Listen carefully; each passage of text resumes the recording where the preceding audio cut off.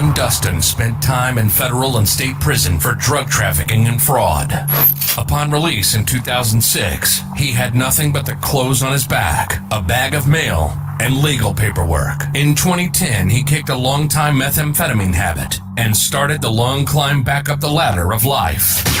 This is the Nowhere to Go But Up podcast. If you want transparency and authenticity, you're in the right place. This is the Nowhere to Go But Up podcast, and this is Sean Dustin.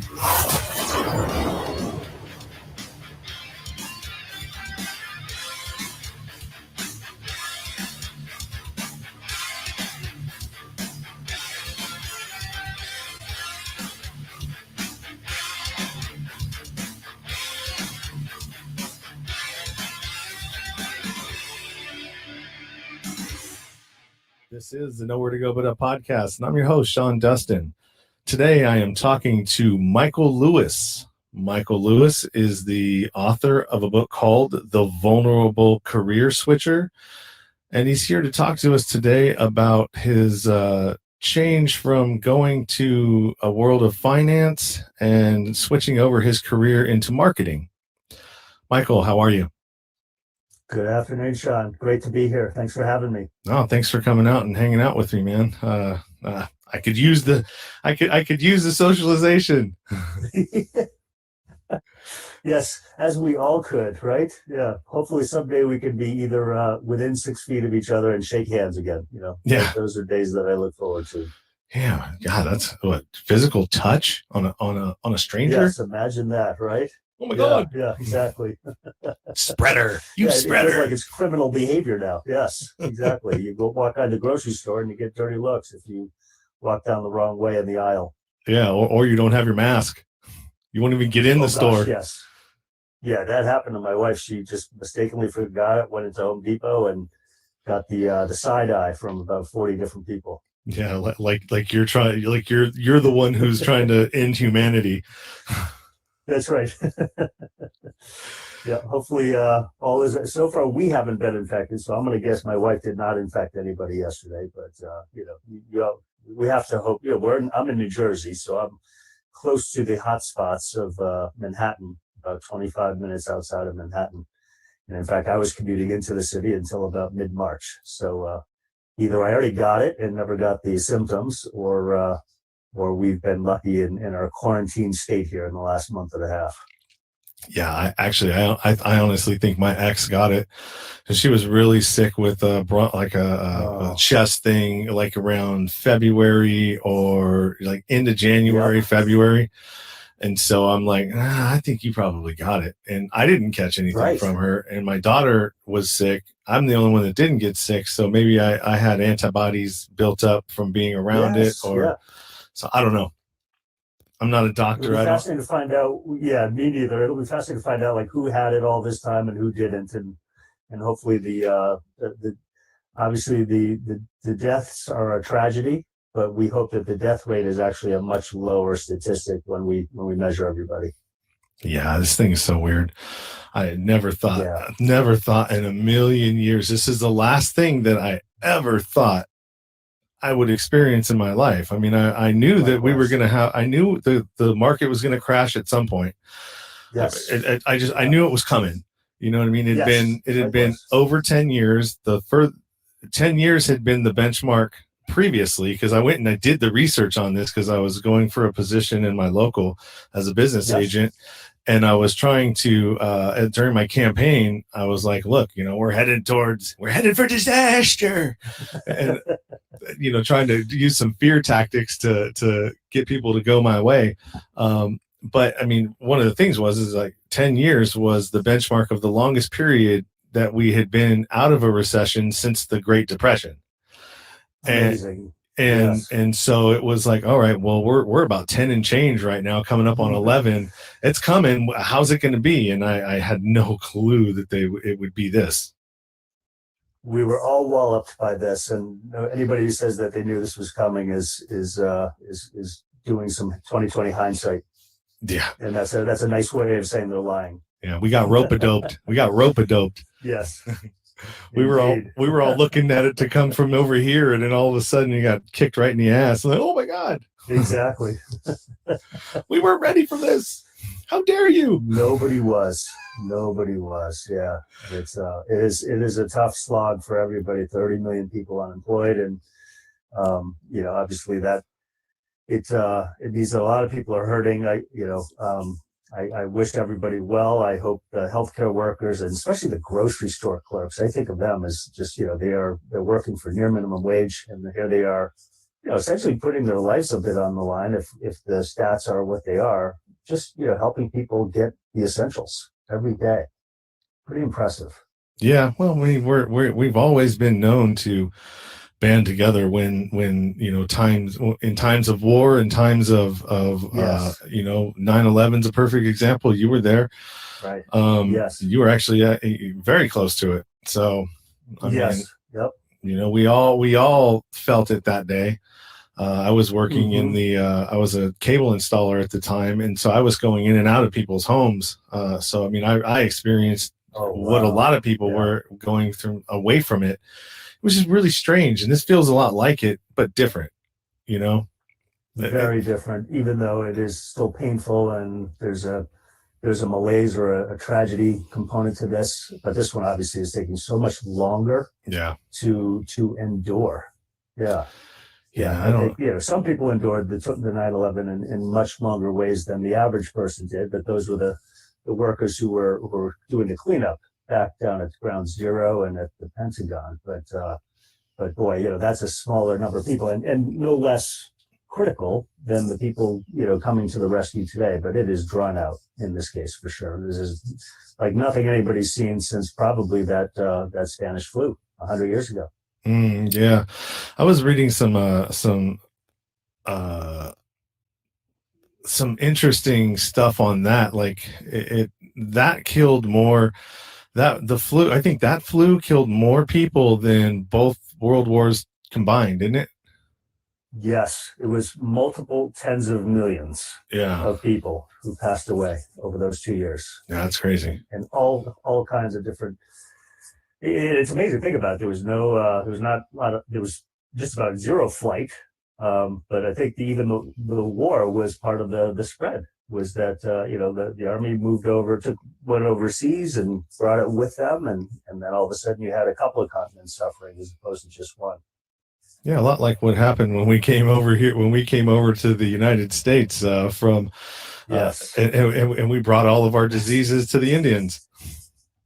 Yes, Native Americans. Something that needs to be more. I think that'll actually surface as a bigger historical note in schools in years to come. Maybe not next year, but I think as a point of reference compared to this situation, I think that will be brought up more, abruptly or acutely in history lessons. So it should be interesting to see how that all shapes out.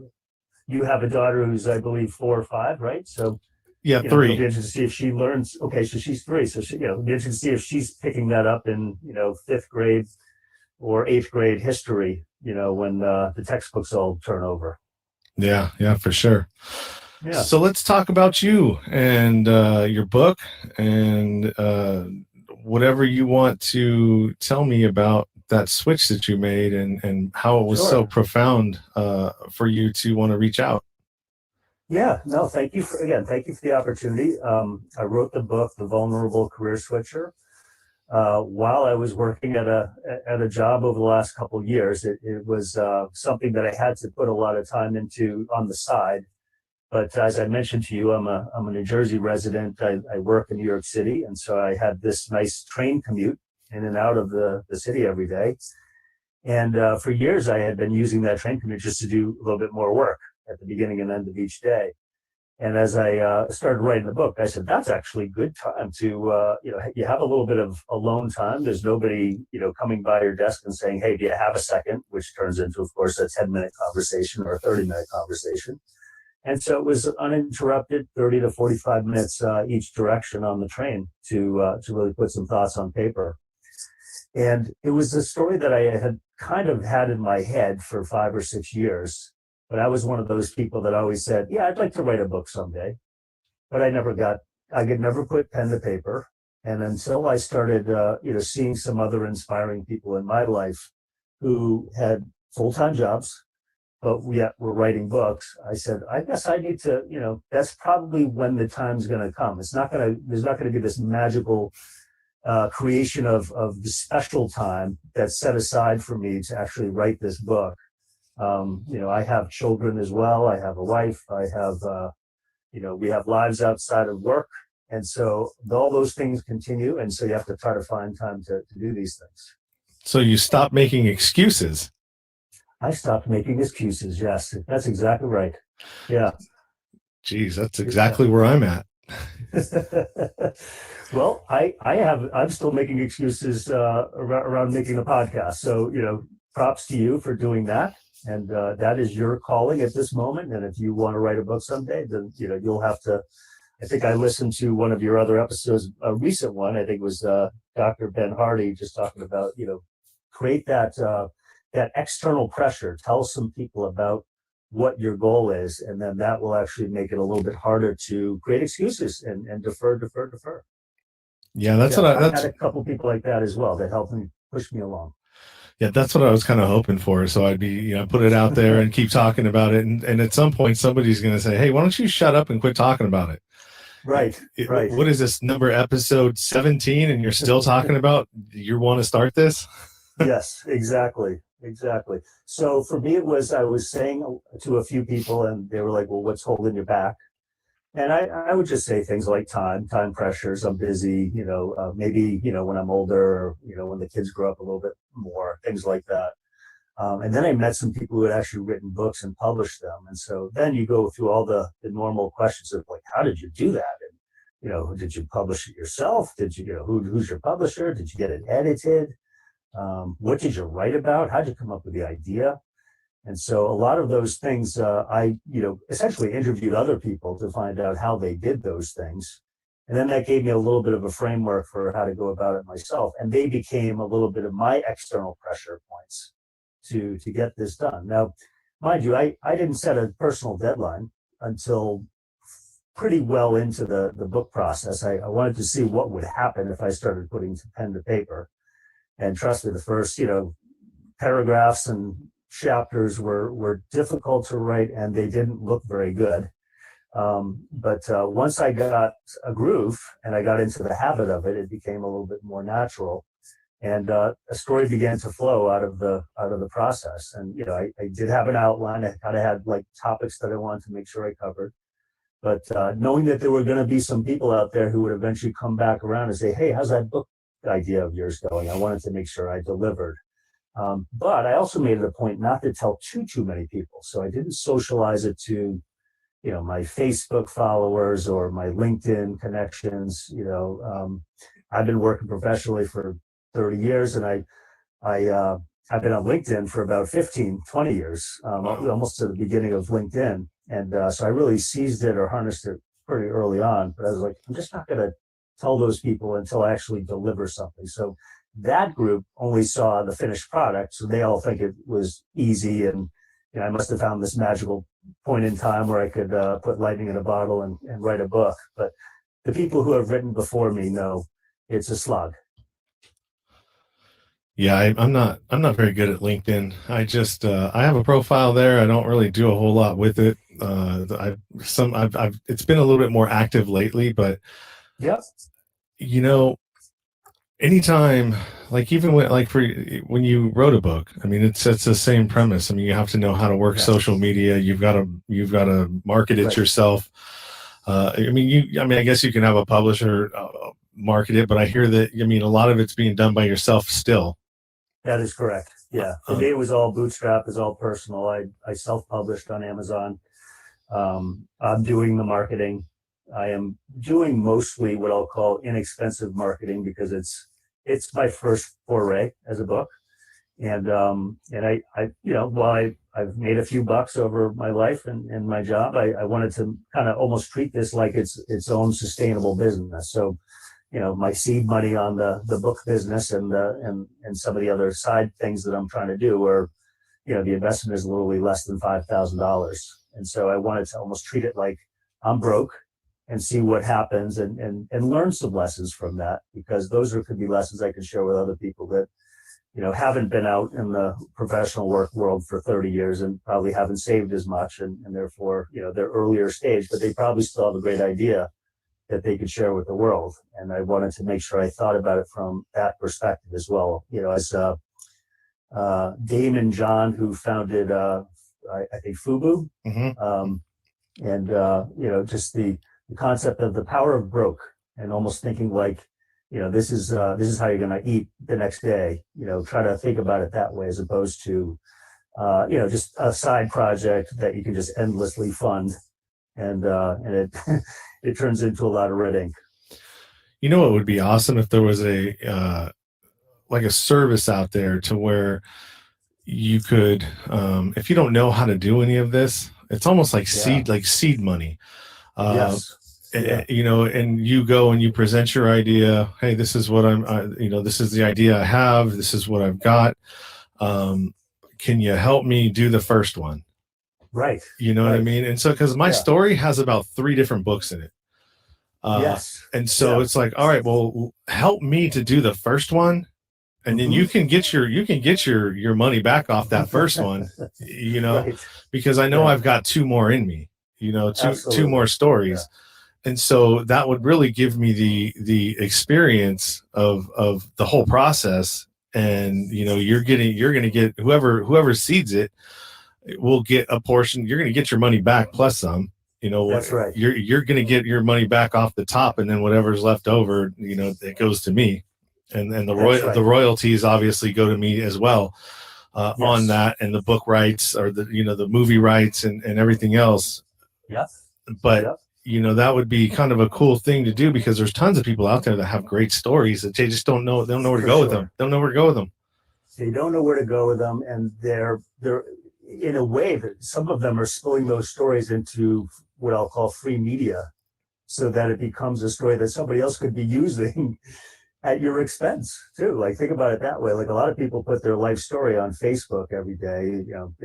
It can range from the mundane, which is what they ate for lunch, to the extreme, which is maybe they just climbed Mount Kilimanjaro, as an example, right? And those are, the Kilimanjaro certainly could be worthy of a story. Maybe it's a article and not a book, but I've learned a little bit about your backstory as well. I would strongly urge you to think about the fact that you probably have those 3 to 5 stories, and maybe some of them could blend into a single, bit of an autobiography or a memoir. And then there could be, and what's interesting about writing a book is all of a sudden you've got these offshoots that you want to keep writing about, but they don't really fit in the book that you're writing. So now you have a whole bunch of other ideas as well that you can make for your book number 2 or book number 5. Yeah. But to your point about like a support mechanism, or somebody who's backing you either financially or otherwise, that can help. What I am also learning is that, and I've done this both through research as well as through my own experience, is books don't necessarily sell themselves, and you're not necessarily going to get wealthy off of a book. It usually becomes a part of the platform, as opposed to the only part of the platform that generates income. So unless you go out and either have a mega publisher, or you do some really over the top self-promoting, or you somebody who's connected maybe to the Today Show on NBC, you're going to really struggle to get thousands or tens of thousands of book sales. There's just so much content out there to read, and the fact that people can self-publish now means there are more books out there. But in your case, you could make a book part of your platform. Your podcast is also part of your platform, and then those could lead to other streams of revenue. Yeah, that's really what I was thinking about. So I sort of did it. So people sometimes they do the book, and then they have, then they decide they want to have a podcast. I was like, well, the podcast for me is a lot easier to do. Yes. And so I was like, all right, well, let me just build this. I'll build it organically, build my following. And in that way, because a lot of these times, like when you see some of these, you're on those podcast groups, right? And you see follow for follow, like for like, all of that. I mean, that's all superficial following. You know what I mean? Because if I've got 10,000 followers and I got them all that way, I guarantee you probably about 1,000 of them will be paying attention to anything that I put on there. That is right. And the 9,000 is just background noise to or they stop following you after a period of time because you no longer serve their purpose. That happens quite a bit. Exactly. Yes. Yeah. And so who are those followers, and who are the ones that are going to, bring you along, so to speak, and support your career and what you have to bring to the world too, your content, your thoughts and your ideas and your value as well. Yeah. So that's kind of where I'm at. And so I'm like, I keep beating myself up about it, but I'm like, it's all right, because I'm still building what I'm building. And then, exactly. When it gets to the point where I do, then that'll be that much more meaningful. And the people that I'm presenting it to are actually going to be people that are with me because they want to be with me. And that's right. You know what I mean? They believe in what I'm talking about or what I'm presenting to them. For sure.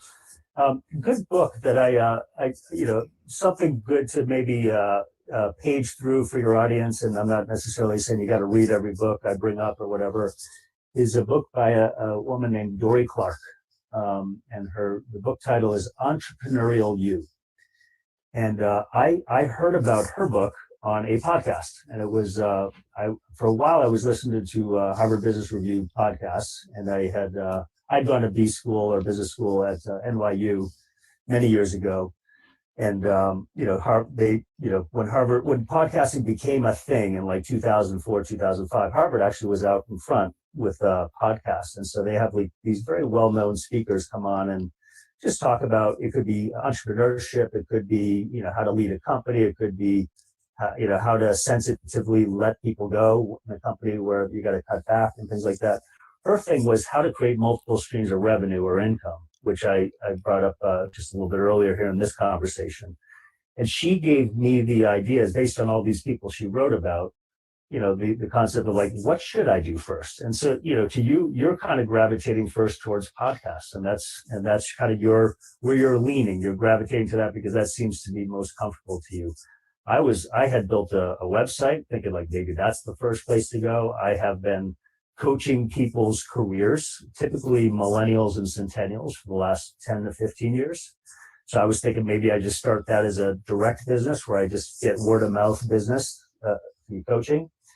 And I also started drafting, the first parts of the book. So I was trying to figure out which of these would stick. And for me, it was the book. And then once I got going with the book, I was like, all right, I'm going to put all these other things to the side.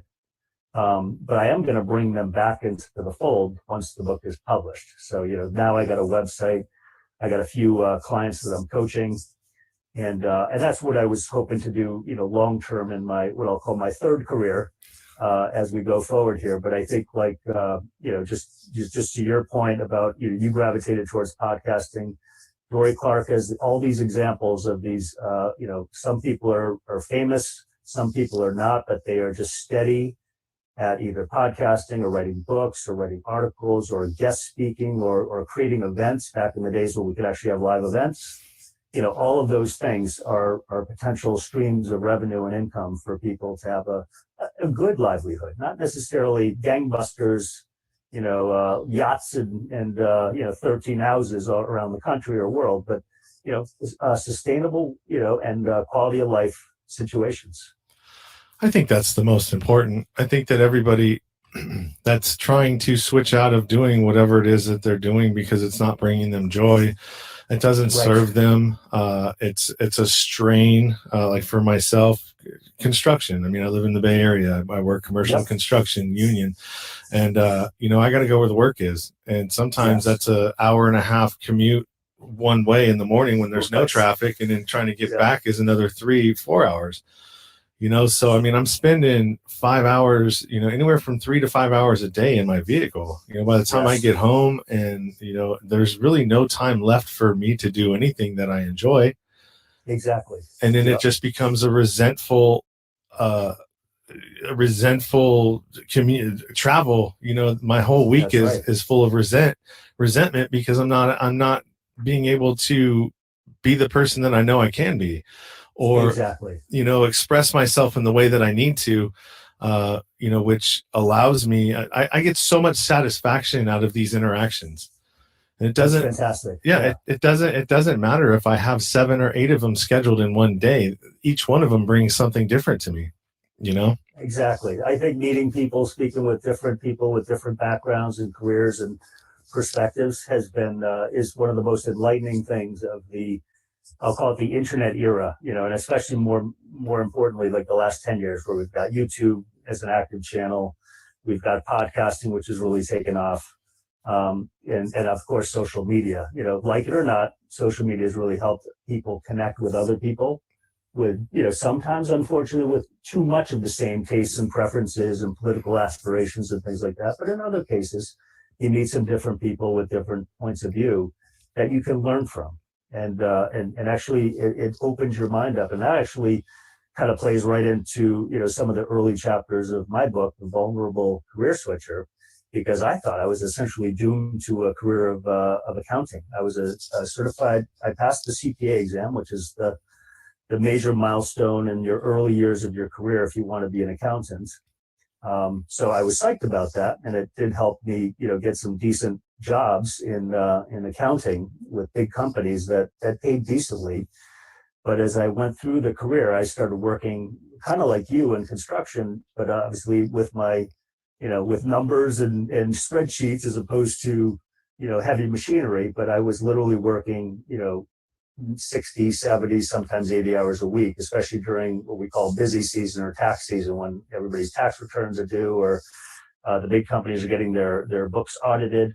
And this stuff was not exciting. And so I'm going to try to make it exciting for your podcast, but it was not exciting as a life. And some people do thrive in it and they do find in it and they're into it. But there's usually like one right answer. You have to, basically balance the numbers and make sure they all tie out. And it would be a frustrating process when I would be walking into a giant company trying to find who knows where these, $100,000 were that, are supposed to be in this account or something. And it was just like, and people didn't want me to be there either. Like I was creating more work for them. So it was a very ungratifying, not interesting, unstimulating type of job. And like you, I'd come back at the end of the day and just be, exhausted, maybe just turn on the TV. I'd be eating dinner at like 10:30 or 11 o'clock at night. So I was, gaining all that weight because I wasn't exercising and I was eating super late right before sleep. So it was a very unengaging lifestyle. And it was one where, I think what's important for your listeners, anybody who's in a career where they're not feeling it like it's their life's dream, so to speak, is it may take a while, but you can explore and you should explore it and you should try to find out what it is that will give you greater happiness in a career, because you spend a lot of waking hours of your life in your career in most people's cases. Yeah, I know a lot about tax season. My mom retired from KPMG. Oh, wow. Okay, perfect. Yep. So part of the reason why I was a latchkey kid is she was working in San Francisco and she was a supervisor. She wasn't a professional, but she was a supervisor that put together all of the big companies' tax packets and stuff like that. Because you've got in these big tax companies, you've got a whole bunch of different departments that handle different aspects of the return. That's absolutely right. I would have been working with someone like your mom in the busiest of the busy seasons, trying to get some of the actual documentation out to either the clients or to the authorities. Yeah. She was probably someone who was helping do what I call the last mile of the tax return, which is, get it processed, printed, copies, one version with, client copy, one version with, copy to the authorities and all of that. And they were important steps. She was a critical part of the process. Yeah, she retired way before any of we got really like any of this kind of technology. Probably about like 10 years ago, maybe. Yep. But yeah, she's I know tax season all too well. It's my favorite time of the year. Is I knew that if I was on restriction, I was like, no one's going to be around to enforce that. That's right. Yeah. And in most parts of the country, of course, it was cold. So, the people were probably just huddling down in school, after school or whatever. You were in the Bay Area, I presume, growing up. Yeah. And if you were, then you were probably having the time of your life because it's still decent weather in the Bay Area. Yeah. And then, tax season. And then daylight savings too. So we got an extra hour to play outside with no supervision. Oh, that's great. That is fun. Yeah, my ex, actually, she's an accountant. She didn't take her CPA, but she's a just under a controller. That's great. Yeah. And look, it's a good living. So there's nothing. I do not fault people for choosing that as their vocation. I just knew that it wasn't for me, and I was struggling with, as I was going through the process, I was struggling with the fact that I was drawing myself deeper and deeper into the profession as I, gained seniority and I started making a little bit more money. I went from, my first job was, 1990, 1991, making, low 30,000s. By the time I was leaving the public accounting space in 2000, I was pushing, $85,000 or $90,000. And so, then you start feeling trapped because you're like, if I start a new career, do I have to start back at $30,000 or $40,000?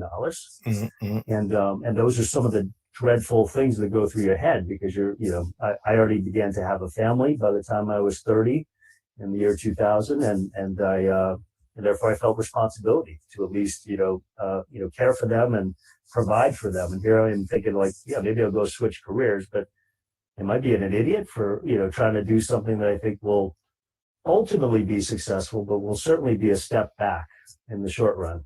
Yeah. And oh, by the way, I was living in the Bay Area in 2000 as well. I was living in San Mateo, trying to figure out how to afford a house, and had a baby already in the house, and a baby on the way, and a wife who I was trying to have not work so she could take care of the young kids, and it was tough. It was a tough time.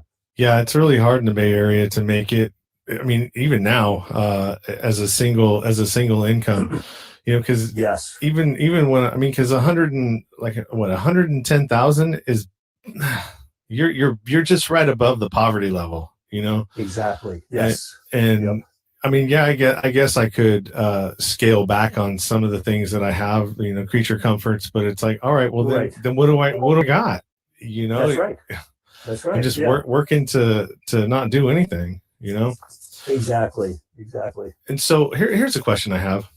Sure. So with AI coming around, I keep telling my ex this all the time. I'm like, you better be careful because with the things that they're doing with AI right now, your job is not essential. I mean, it could be, it's a number, you're a numbers thing. And she's like, nobody can do a computer can't do what I can do because I can find, things here and places where, I can be of value as an accountant. I said, yeah, true. But I mean, if you're not the controller and you're just if you're not the main person in that accounting staff, that's right. You're not essential, really. A computer eventually at some point is going to replace all of these back office procedures. A lot of those back office procedures, the number crunching will be automated if it hasn't already been. A lot of what is going on in financial groups at companies is these massive automation projects. You might have heard of some of the massive. These companies are mostly Bay Area based. Salesforce.com, and Oracle, and Experian, and IBM, of course. And so these companies are all in the business of trying to make life easier for companies or corporations. And what they really mean by that is to create more automation and efficiencies so the people that remain can be more strategic and focused on, the business, what are the big decisions that the business needs to make over the next couple of years. I actually think your ex is going to be fine, either as a controller or one level below the controller. My opinion on AI is that, if you are an entry-level person whose job is really just to push numbers from one place to another, that job is likely going away.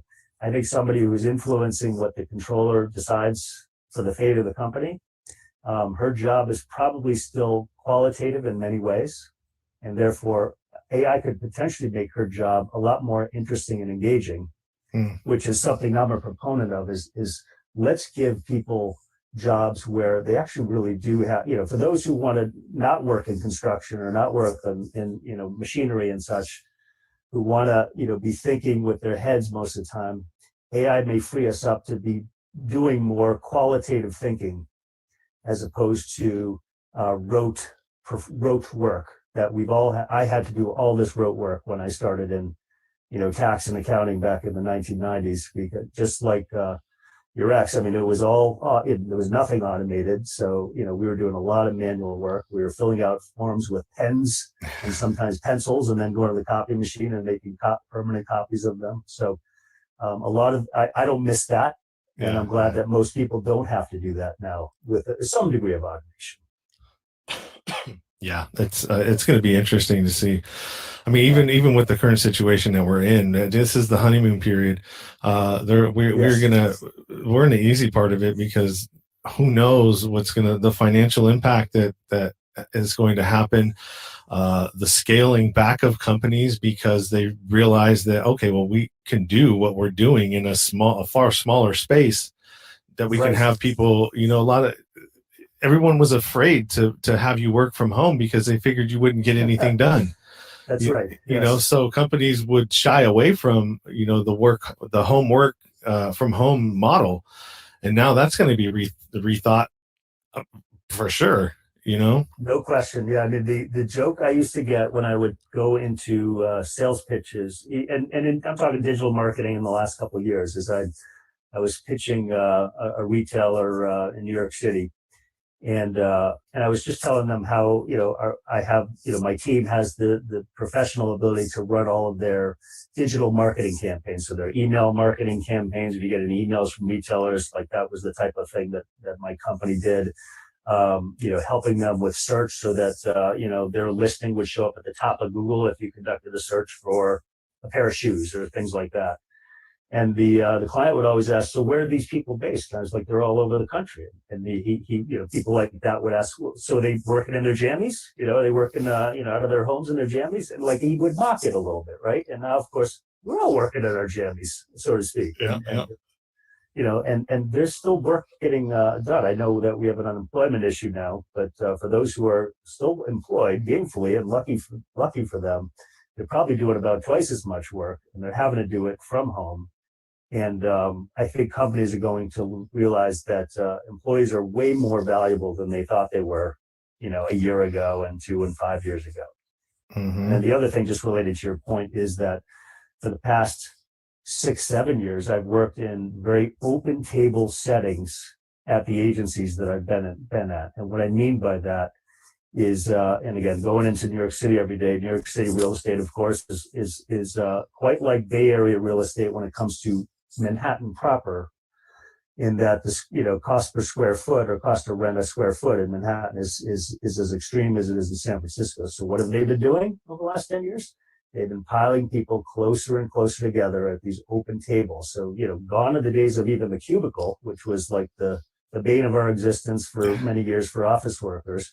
Now it's these open table settings where you have sometimes 8 or 10 people sitting across from each other. So it's, 4 by 4 or, 4 rows of 2 rows of 4 people facing each other. And literally, you barely have enough space to stretch your elbows out before you touch the person next to you. And obviously that's got to change with social distancing and the virus crisis and all that. And I think even when the virus, we all think it and hope it'll go away, whether it's through medicine or herd immunity. I don't foresee people wanting to sit that close to each other again. And so I think the world is going to change in terms of, people are going to be likely more able to choose to work from home. And the open table setting will really change back to something that probably looks a little bit more like the cubicle days of the first decade of the 2000s. Yeah, and I think what another thing, byproduct of that will be, I mean, if you are one who is capable of working from home, then I think that you may have the option to homeschool. Yes, for sure. You know what I mean? Because you're going to be at home, so now you can supervise your own child and homeschool them. Right. And it'll be a remote school situation, and you may have to drop them off for PE or extracurricular sports stuff. And that's so right. Schools will no longer need as much space as they now take up as well. Yeah, I foresee that's a great point. My daughter, who's 11, so she's obviously a little older than yours right now. But I was worried that she wouldn't really take to the homeschooling, well, that we all have to do right now with online learning. So her school is online. They do have an organized school day. It's shorter. It's about 4 hours instead of 6. But she literally gets up independently, goes to this room in our home, and connects to the web and starts going on like Zoom meetings and things like that to take her classes. And she gets in, she gets out. She gets her homework done for like the hour or two after classes end, and she's good to go. And I know that there are, I have some other parent friends who are struggling to get their kids to motivate, and they may not show up to class on time and things like that. And it may seem a little bit easier to do that when you are homeschooled. So those will be interesting decisions that schools and parents have to make over the next several years. That maybe some kids will need to be in the physical setting of a school to be motivated. But I could bet you a few bucks that my daughter could get away with homeschooling as she works her way through middle school. I think that's a way better option, because you have overcrowded classrooms as it is now, and so now if you know that your child is somebody who can be a self-motivator, right. Doesn't need the extra attention, has the mental capacity. I mean, not that it's even a mental capacity, but has the because not everybody's at the same level, of progression. That's right. And so if you are one of those ones that can, be doing this from home, then you free up a space for somebody, who may need that extra attention and won't get it in school as it is now. And they kind of get forgotten about, because they take too much time. And I've got all these other students that I need to deal with. And so you're just going to have to figure it out. Take it home to your parents and see if they can help you. I mean, really, that's what it comes down to.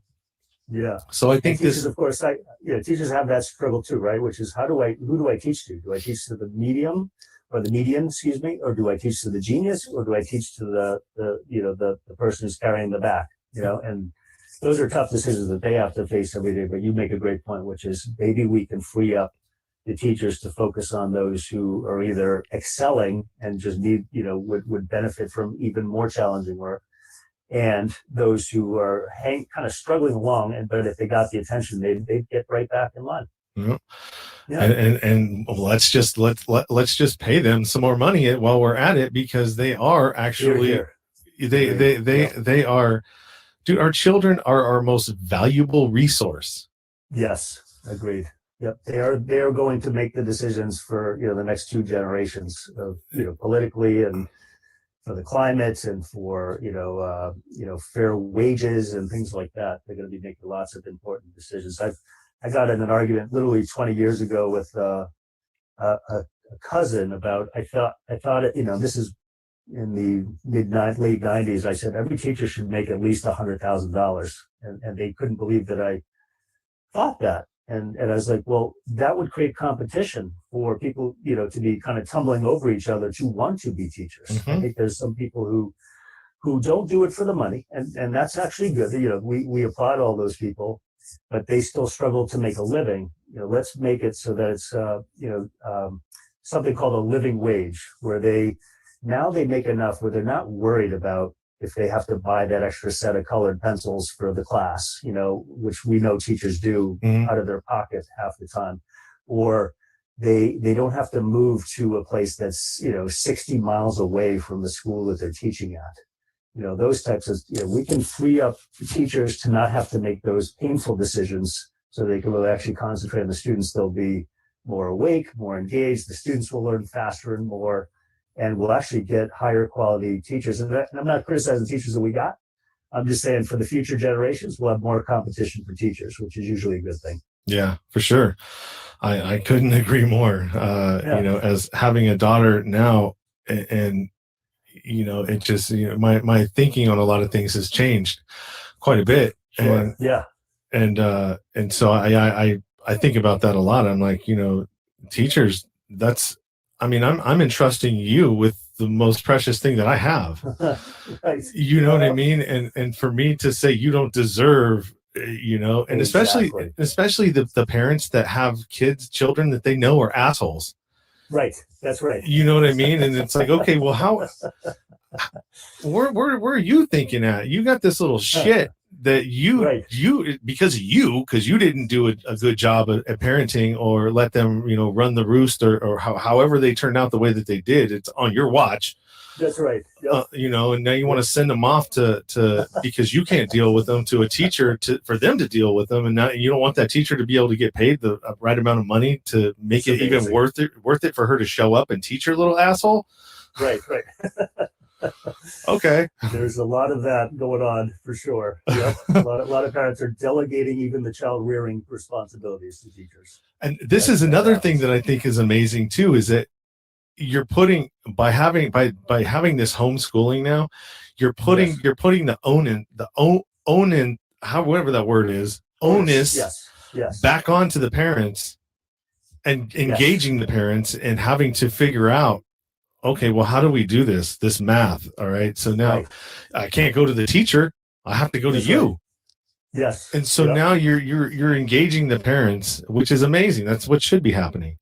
It should be happening. I mean, I do look at my parents and say that they were helpful for me through, probably ninth grade in terms of some of my social studies, even helped me prep for tests and things like that. And I think we know that, having attentive parents can make a big difference in, the outcomes for a child. Right. And so, giving the teachers their due so that they want to be in the industry. And then that makes them, again, it all comes back to employee engagement. Even though we don't want to think of teachers as employees, they are employees of a school or a town or a county.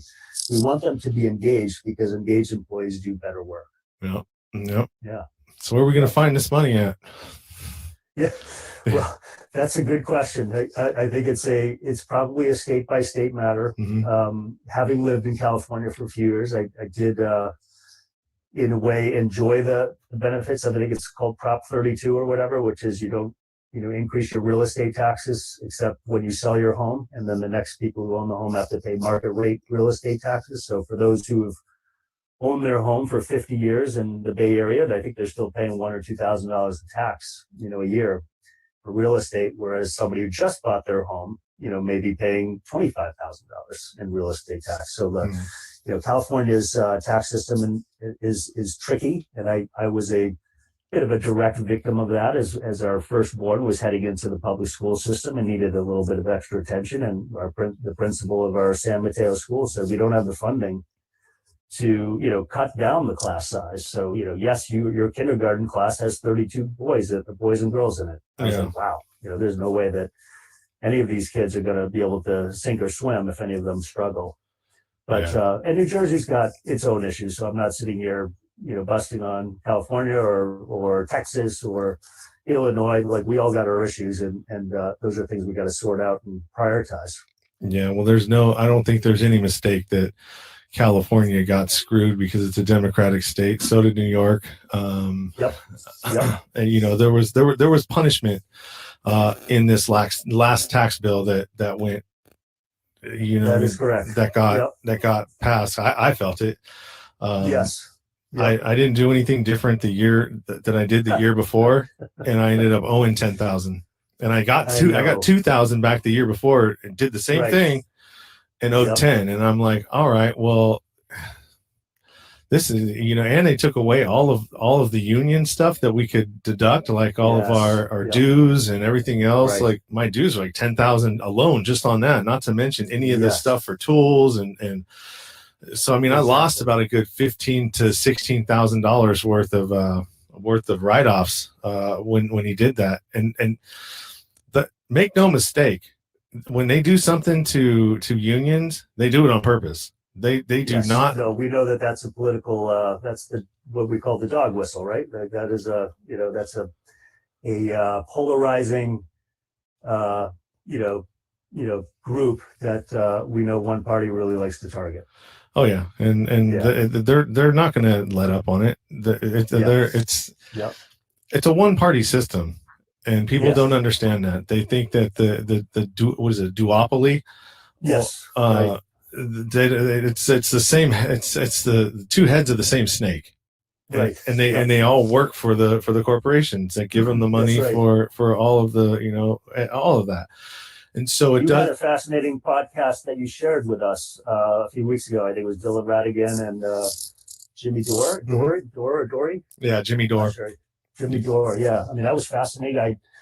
I've watched Dylan Radigan back to the days he was on CNBC back in the early 2000s, and he made some interesting points about this bailout is really helping.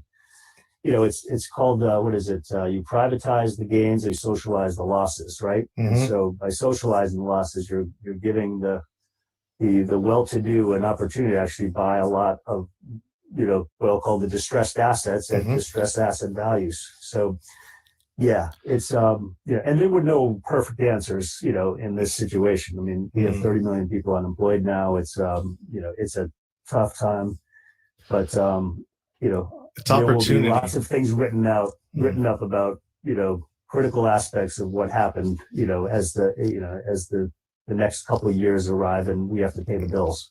Yeah, I mean, well, check it out. I mean, we're bailing out all of these corporations, but yet we don't get it. So I mean, for what I wanted to do is, look, you want to keep bailing out these people on, and give, rich socialism to some of these, companies that don't need it. Well, then we need some profit sharing. All right. We want, we want, this is what I want. This is what I wanted out of it. And I think this is a perfect time for us to go on a general strike and sit down until we get what we want. Right. Get, Medicare for all. Yep. And a UBI, so in case this happens again, that's right. We're covered medically, for the people that can't work, like myself. Luckily, I was able to get on a disability, so now I can get, it's not affecting me as badly as it was, and I'm not using up my hours, my health and welfare hours bank. So I was able to freeze that. But if I didn't, I would be out of medical.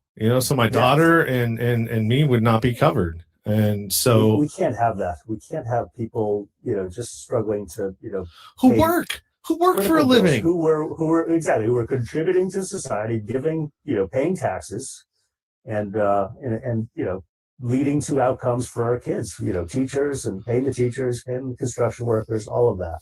Yeah. Yep. I mean, this really, in my opinion, is no different. And I was thinking that even before I heard the Dylan Radigan, I was just, he just confirmed what I was already thinking. And maybe you want to call it confirmation bias, say whatever you want. Sure.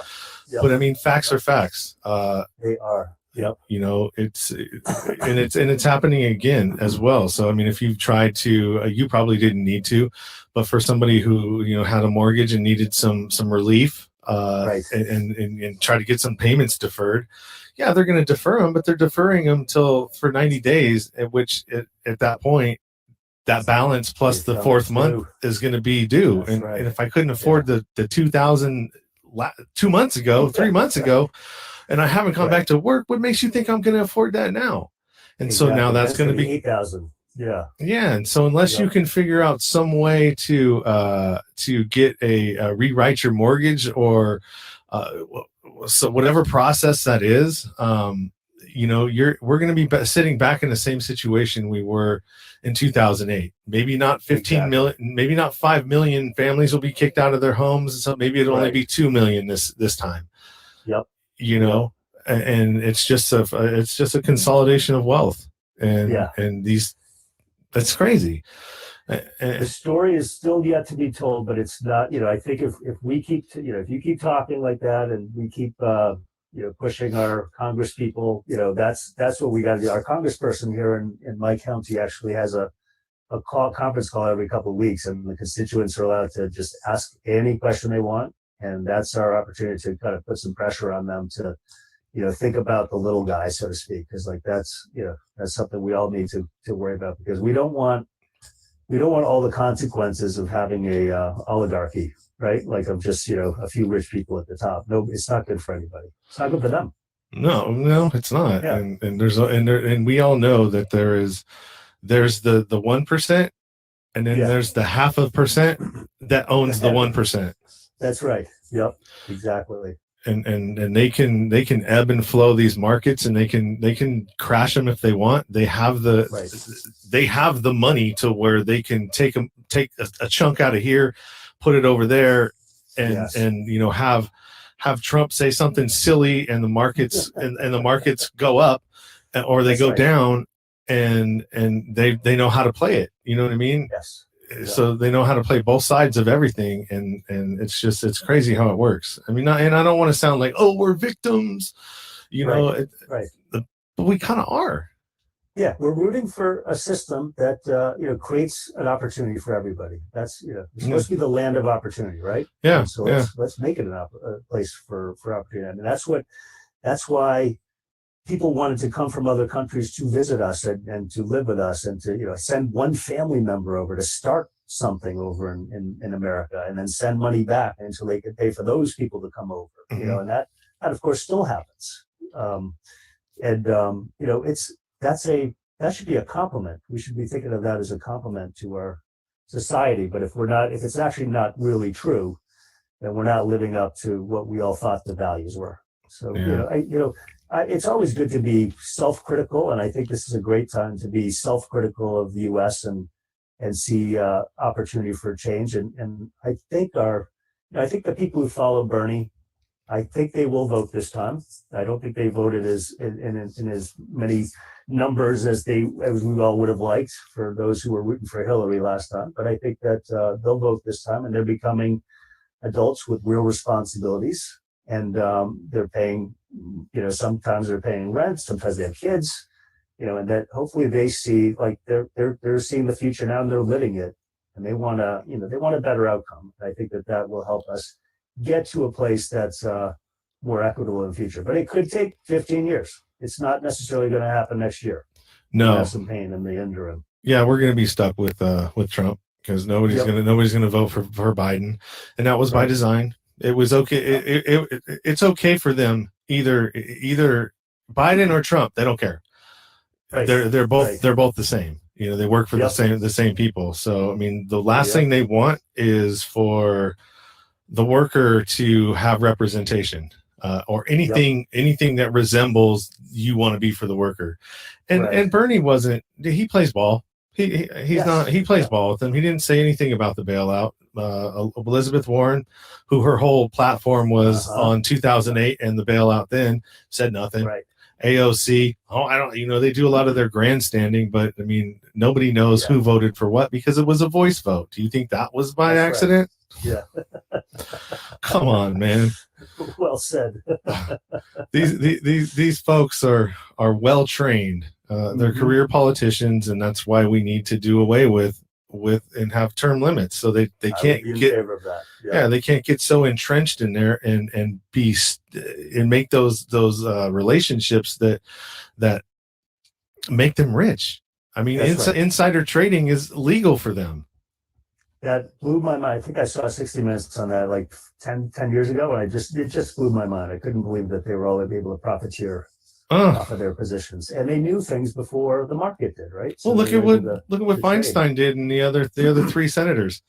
They dumped all of their stock in stuff that would be affected by the outcome of this, and they put all of their money into gig economy. Yep, it is not right, and hopefully someday that changes. Except unfortunately, the people who vote on that are those who are doing it. Yeah. How are you going to do that? I was talking to my dad about that. I'm like, how can we stop that? Because they're not going to vote themselves out of power. Right.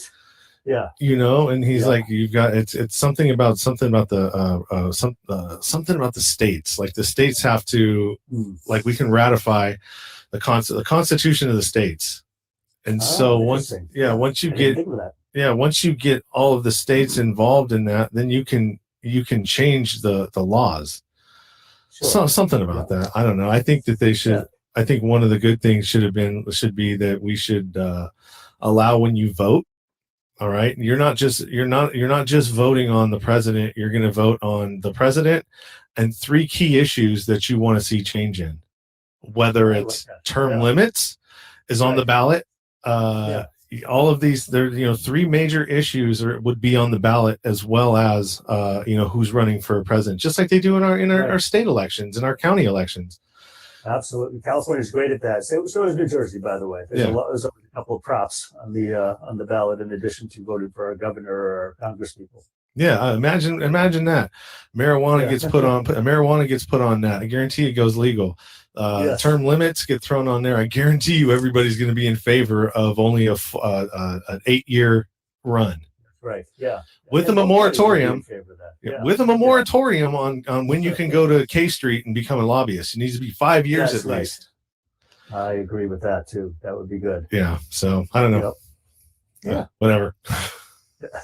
What do I know? I'm just some guy that lives in a trailer and talks on a microphone and doesn't get paid to do it. Does it for fun. Yeah, I'm a guy in marketing. I actually never worked in political marketing. I have some good friends who do it, but that is not. It is different. Like I literally have said, "Oh, I'd like to try that." And most people who are in political marketing say, first of all, you probably don't want to try it, and second of all, it is so different. Like, all the marketing tactics that I tend to recommend to companies I've worked with like Target and PayPal and Sephora and some of the banks and some of the some not-for-profits as well. The rules do not apply in politicians. It's not, and I'm not talking about it's dirty. It's just, it literally is different practices. They, talking to constituents and talking to voters is a radically different, approach than what companies. I mean, companies are, politics is of course selling on the scare, right? So, I think Bush and Cheney did it perfectly in 2004 when they won the re-election, when they started talking about, we've kept us safe since 9/11, and here's all the things we did. And I think they even set that code, the code orange or code red to code red the week of the election in 2004, just to potentially help people be a little frightened and therefore, stay with the course, so to speak, or stay with Bush and Cheney. And look, I think Bush actually looks like a role model these days compared to what we have, right? But that is a tactic that politics does that I don't think companies like to do as much, because they don't want to be, accused of exploitation. Yeah, so to speak. yeah. But politicians don't tend to care about that. Nope, not at all. Yeah. All right. Well, we're at an hour. Yeah. And we got some good conversation out of this.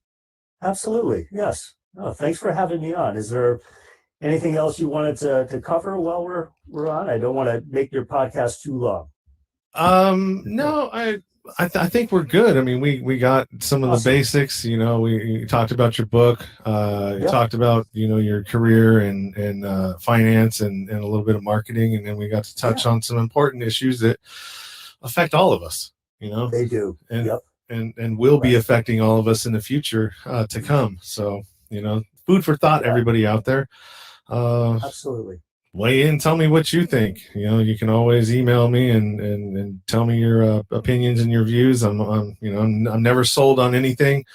My opinion can be changed if you present me with the right information that will make my thought process seem like, oh, well, maybe I am thinking about that the wrong way.